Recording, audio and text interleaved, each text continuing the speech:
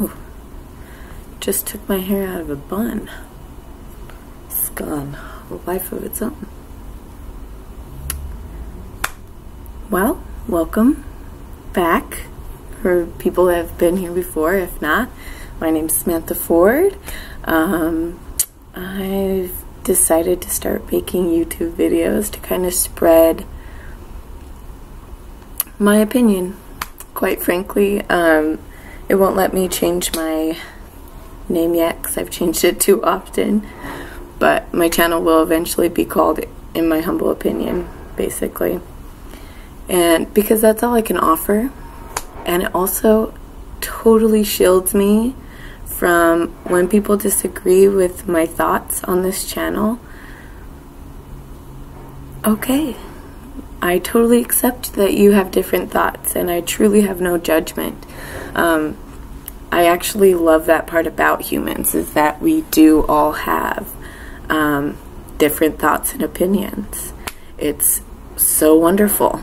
And I find that I'm actually drawn to people that have different opinions or have strengths that are my weaknesses, or are so passionate about maybe the opposite view of something that I feel.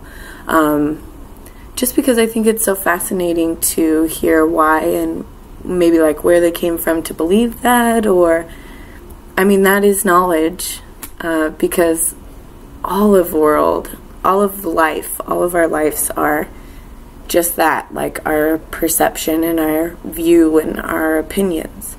So we're literally not one of us are living in the same world. So to want people to live in your world and to think just like you and want people to like believe in everything you believe is kind of crazy to me. So feel free to spew on all of your thoughts and concerns, whether you agree or disagree. You can comment, leave me a comment if you have questions, or like I said, a different opinion. If you want to hear anything from me or are interested in anything from me in my little life, let me know. Leave it in the comments, and subscribe and share. I feel so YouTubey when I do that. I just wanted to share on this video how uncomfortable I am. Some people might not believe that because I am very extroverted and very like, hey, hey, hey. But as a child, my parents had a video recorder, and it was my best friend, and I just recorded me and my friends hanging out and being so silly and children. And for some reason it makes me really uncomfortable to see that side of myself. Still trying to figure that out. But it does not help that when we watch it, my family puts it on at like family parties, and we all watch me be this, and they all tease me, and then they're like, oh, but we love it, we love you. But it like, ugh, it's so embarrassing. No joke, it makes me cry every time because I am so uncomfortable and so embarrassed. So the thought of making videos and posting them and having people watch them is so outside of my comfort zone. Well, actually, if I were better at like detaching and breaking old agreements, it's totally in my zone. I was born for the camera, babe.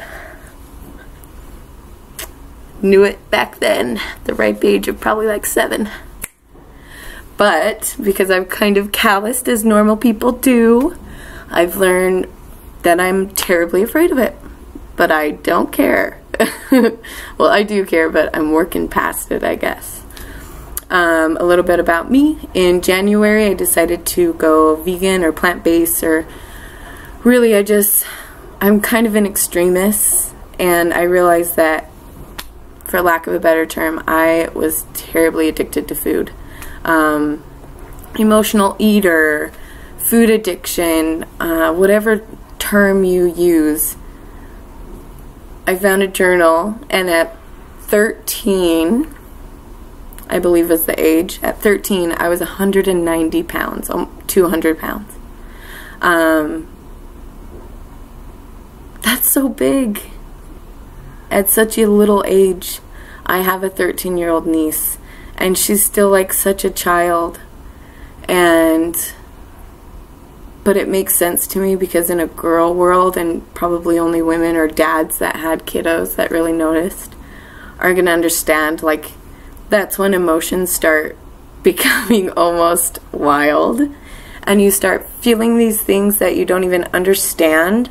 So for me, this is for me, I started feeling these things that I didn't even know how to logically understand or put into words.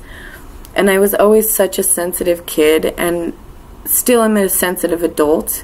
I've just gotten really good at kind of, like I said, addressing what I'm feeling and why I'm feeling that. And I've gotten much better at like allowing myself to feel that, but not holding on to it, to be like, I guess evolved is the better word. But as a kid, I didn't have that or that ability yet. And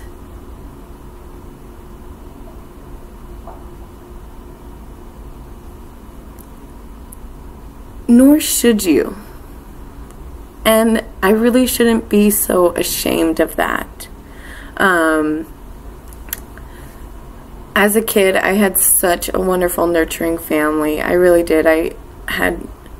My family's so amazing. But I also was the second to last of 6 kids, and my parents both worked full-time to support my large family, and they still are helping us all as adults. Like, they are just amazing parents, but they were almost like I don't mean it in a poor way, but like martyr parents. Like, you have to work all your life to make it and to provide, and working and going, like, not school and work were like what I was drilled in my head to care about. And I am so grateful for that. Don't get me wrong. Honestly, in my opinion, at 25, when I gave birth to Vivian, I had climbed to the top of the ladder. So I went to school I graduated high school a year early and went to hair school my senior year. 16-year-old Sam just decided, well, I don't want to stay in high school, but I need to do something with my life. So all by myself, I made up this decision. I went into my school counselors. I arranged this all by myself. And it worked. I did it. And then right at the tail end of my hair school, I also signed up for a CNA course. And so I graduated high school in 2008. Shortly after, in 2009, I graduated with a cosmetology degree or license, and also a CNA degree or license. And I started on my venture. And when I was going to school, I was always working. So I really kept myself, like I said, I'm so grateful looking back. It also kept me out of a lot of trouble or like self-sabotaging behaviors, because I just packed in so much responsible things all the time. And back then, I had this beautiful, youthful energy that I also didn't sleep, because that's the hours that I used to go have fun. And of course, I did not eat healthily, I, of course, didn't eat healthily, and definitely my food choices were terrible. But I also didn't ever eat to nourish my body. I like would put off eating until I was starving, and then of course binge on a bunch of food, or I was emotional and eating all the time because something had hurt my feelings, or something wasn't sitting well wrong, or I did something wrong in my opinion. I'm so hard on myself. I will be the first to admit it. I'm really trying to pull back on my self-criticism, because to be honest, I have noticed how much it spills off to my loved ones. Those unrealistic high goals that I have for myself and high expectations. And then when I fail, I'm so critical of myself. okay, that's fine. I mean, that's not fine. I should work on that. But what really is showing to me, has been shown to me lately, is that it's just not me being affected anymore. I project those expectations on others in my life, and when I get let down, because of course I'm going to get let down, they're unrealistic. It hurts so bad. Oh, I'm so sensitive. Ugh. You couldn't tell it if you're just like a coworker, or even if like a casual friend that I hang out with pretty often. I definitely come across as very cool and collected. I call myself a duck very often. So serene and beautiful on the surface and looks effortless, and then underneath my feet are going a million miles a minute. And then when no one else is looking, I'm crying.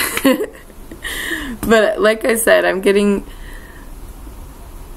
think anyway, I'm gonna go back to, I climbed the ladder of success in business and like career by 25 twice.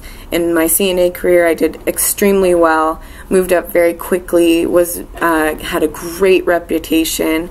I worked with people with dementia, and people would seek me for anyone that was like having a really bad sundowning or just a really bad day.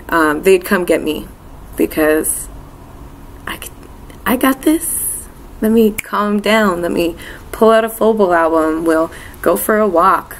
I'll let them bitch about how crappy it is that the doors are locked.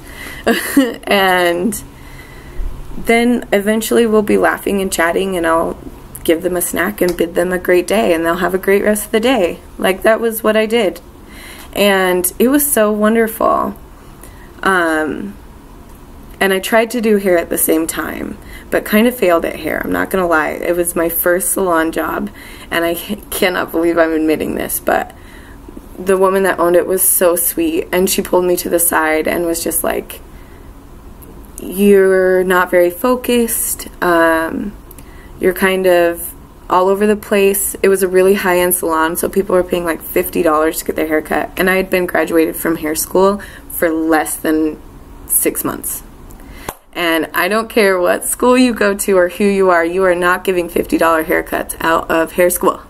You just have not given enough. So she pulled me to the side and was so sweet, and didn't fire me, but let me know that all of these things, maybe I shouldn't be doing full-time CNA and full-time hair, which, duh, obviously I shouldn't have been doing that, because like I said, I was still going out and having fun at night. So my CNA ladder, then I had this huge life change. I was with a man that I'm so grateful for, because he pushed me, or he kind of like ripped me down to the ground, and I couldn't really get away from him. So that's when I moved, and I was really unhappy at my job, as my CNA job, because my boss was really bad.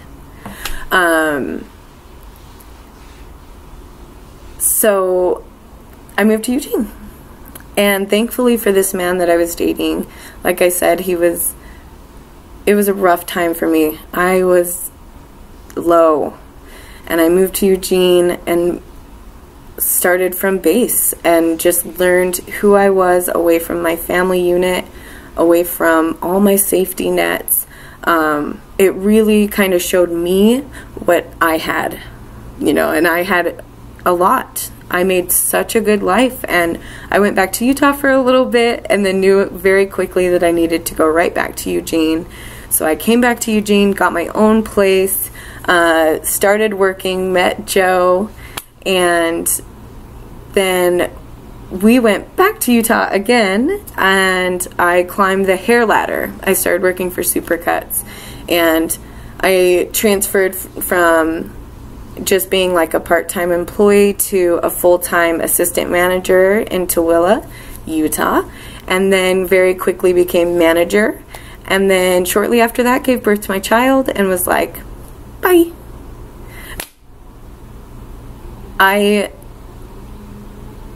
every time I succeed financially and in my career, I can't help but feel like it's like I get there and I'm like, okay, this brings me no satisfaction.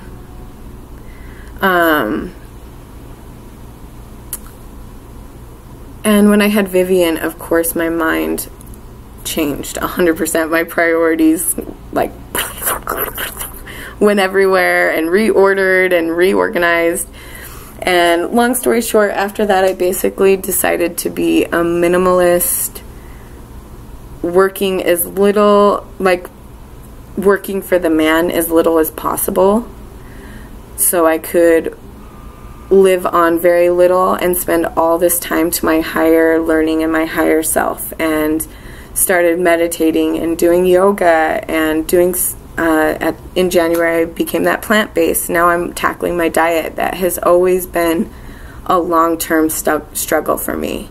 I am in no way perfect, and I am not even close to my goals, but, and I say goals, but I mean like my healthiest me, my healthiest version that I'm aiming for. But I have shown that not only can I be a conscious eater, but I'm making so much strides in my nutrition, and not only just like eating healthy foods, because who knows what healthy foods are anymore. We're all so confused. So I'm like digging to the bottom of that, and I'm gonna probably do a lot of videos about that, because the food system is out to get our kids, and I'm not gonna let it happen. So anyway, that's enough for this video. Tune in. Bye.